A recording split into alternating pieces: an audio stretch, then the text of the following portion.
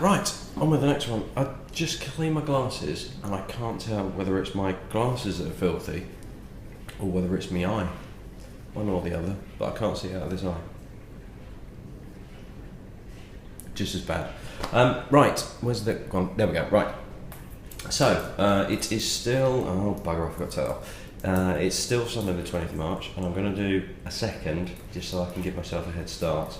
But I've put sellotape around this when I got the sample, and I'm probably going to make it really difficult for myself. So, some of you may have, if you've been following me on Twitter or my Facebook page, and speaking of the Facebook page, I've just changed, I've just updated, I've just put up a new Facebook profile.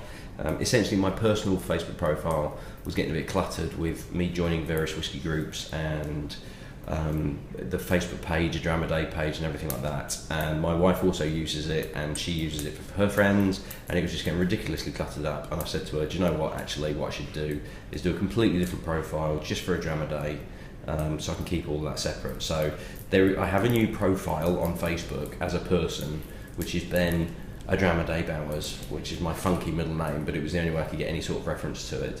I do have a Facebook page up there, which is a Dram A, and that will be my comments and things like that. So if you're not on that Facebook page already and you're on Facebook, search for a Dram A as a page. It's on there. You'll be able to get all the updates. I'm uploading all the sharing the videos to that page. I'm, to be honest, using that more than my Tumblr blog in terms of communication. The Tumblr blog is essentially a central point for me to just put the videos on and also have the list of whiskies.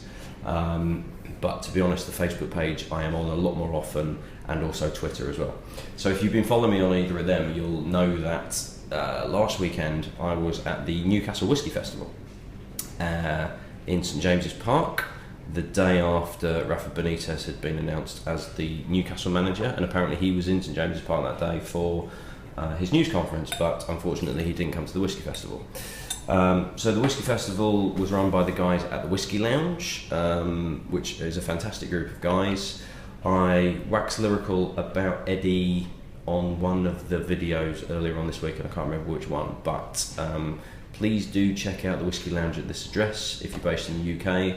They do tastings, they do events, they do festivals. They're a fantastic bunch of guys and girls, and they're well worth getting hold of. So last week I was up there, and essentially it was a case of, do you want to come along and meet some people, but also it would be really good if you can help out. So I did, and I ended up on a stand where it was essentially whiskies from around the world that had won some kind of award at the recent International Wines and Spirits competition. So it was me and a guy called Leon who was helping out, and if Leon is watching, it was a pleasure working with you. It was bloody good fun.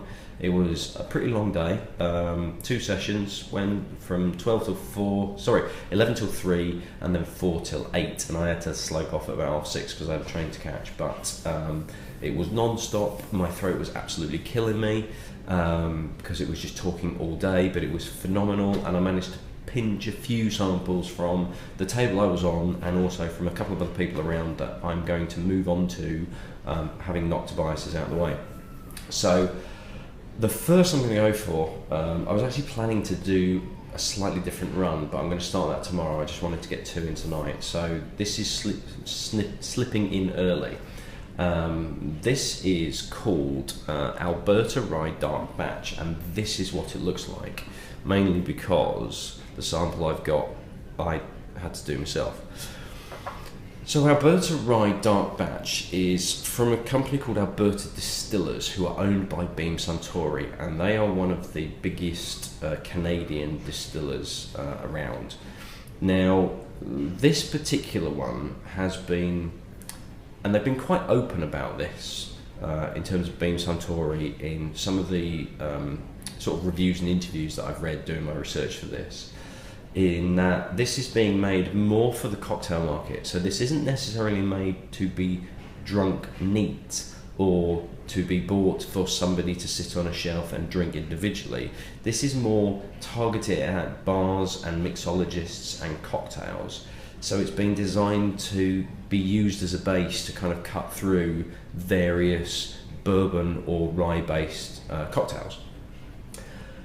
What's interesting about this is it says it's on the label Canadian Rye, and strictly speaking, it is not 100% Canadian Rye. Now, Canadian labelling laws actually allow you to have 9.09% of your whisky as something else. And amazingly, Beam Suntory have been really open about what they've put in this. So in this whisky at the moment is 92% Canadian Rye, of which I will go into a little bit in a second, but it's 92% Canadian Rye, 91% Canadian Rye, 8% Old Grandad Bourbon from Kentucky, and 1% Oloroso Sherry.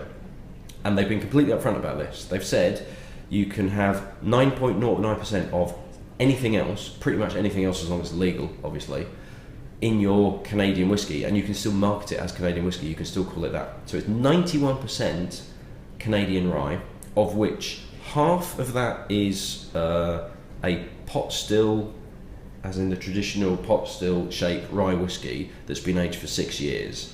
And then the other half is column still rye whiskey, which is a more continual process. It's essentially in at the bottom, it distills out the top, and it just feeds through, and it's a more constant process.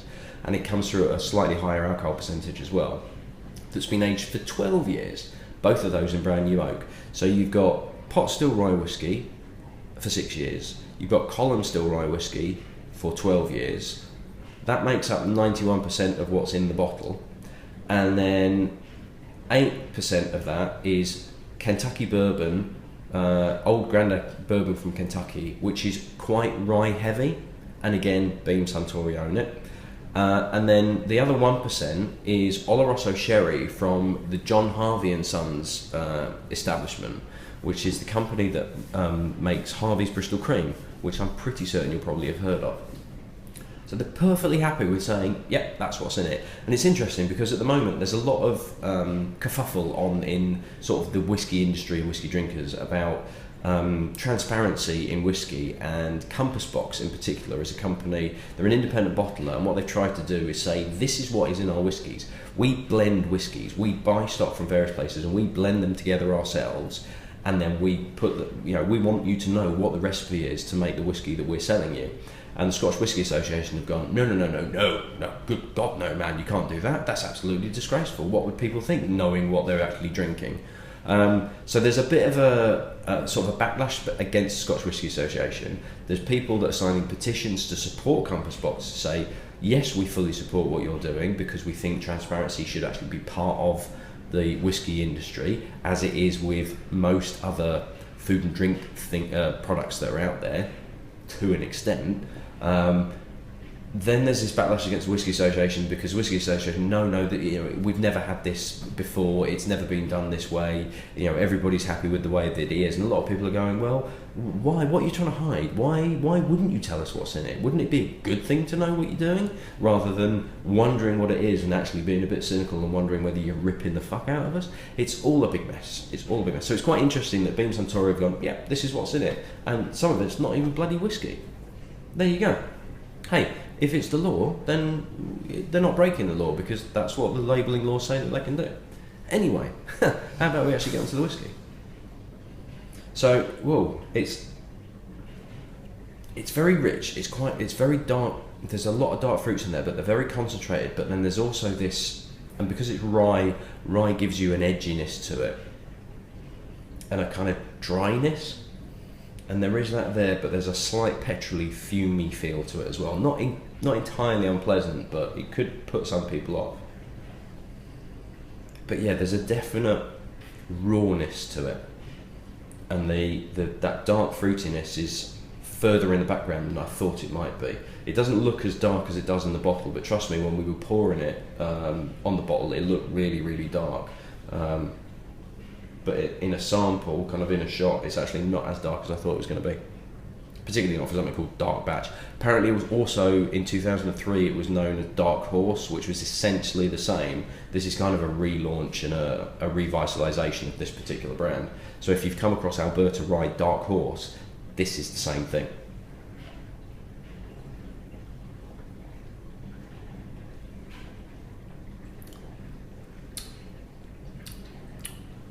%46 as well, and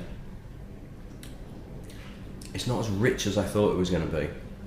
And even on the palate, there's a slight petroliness as well. Only very, very slight, but it's still there. It's not as dark. It's not as rich as I thought it was going to be in terms of fruitiness. There is a fruitiness there, but it's quite weak. It's like it's kind of damsons and plums and raisins, but it's not. Yeah, it's not really full on. There's not a great deal to it. There's a bit of oakiness there as well. Sounds like my kids are about to kick off.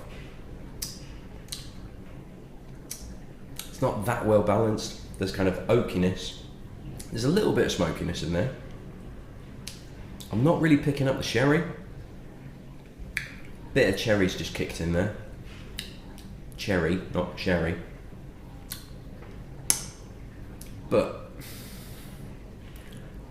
the overriding feel is oakiness.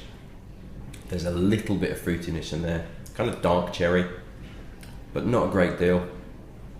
It's not as intense, it's not as deep as I was expecting it to be. Looking at the bottle, you look at that bottle, you look at the liquid that's inside, and you think this is going to be really, really sort of overpowering raisiness. You know, like a proper full-on bourbon. And it's not. There's very little there. There's not a great deal on the finish. There's nothing really lingering around apart from a little bit of oakiness. It's really, unfortunately, quite disappointing because I was quite looking forward to trying this one.